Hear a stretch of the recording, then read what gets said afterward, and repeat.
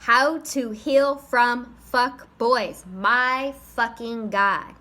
Have I had my handful of fuck boys? Have I had my handful of amazing ass men, right? Some dope ass kings in my life that just were not in alignment with me, okay?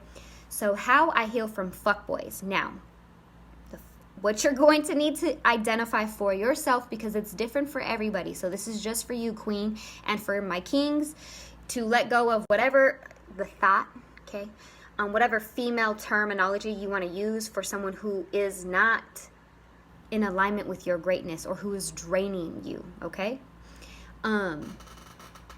is to identify, one, a list of things that is fuckboy or thought identifiers or material. So for me, it was, if you sent me a WYD text, I was like, this fool, fuckboy, okay?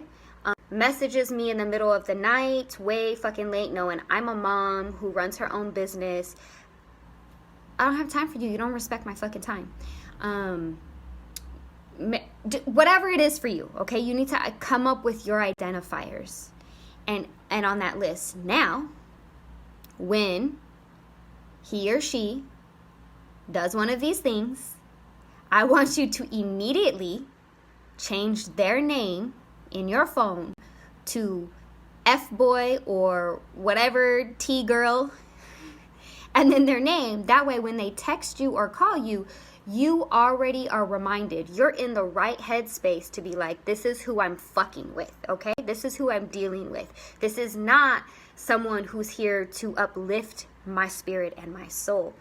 And the reason why I did this, right, because sometimes there'd be some time away and I'd be feeling great and doing wonderful, and someone would message me or call me, and I might open right back on up to like, oh my gosh, yes, let's hang out, or go back and forth with some conversation, and it's not serving me, okay? So it doesn't mean cut them out, but just know and be mindful about how to engage with this person for yourself, okay? Now, say there is somebody who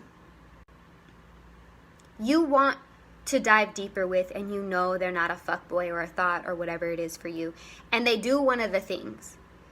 Then let them know. Communicate like, hey, that's not cool with me. That doesn't resonate with me. To me, that's fuckboy material. Okay? And if this person respects you, they're going to respect you for letting them know that and communicating how to engage with you. Like, for real.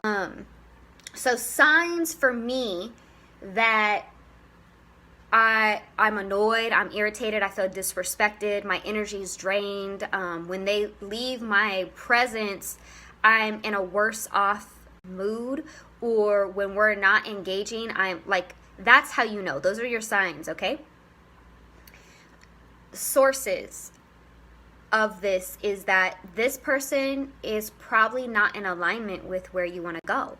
Now, that might mean there's lessons to be learned in the relationship or the friendship or whatever is being exchanged, and we can totally dive into that shit together, right? Other sources is that they might be a mirror to something for you to see in yourself. Another source for this person coming into your life might be just a way for you to like level the fuck up. Another source, I know I'm like all over the place with these sources, but another source might just be like, again, back to like not being enough, right?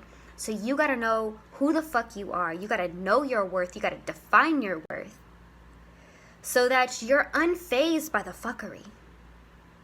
So that you don't fall into these traps of situationships, of fuckery.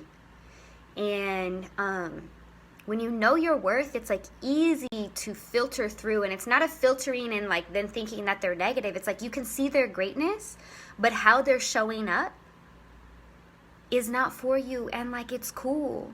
Like, it's so fucking cool. Like, I'm still friends, like actual friends with people that I have fucked with, or we've had like relations or whatever, and I still support their businesses and they still support me.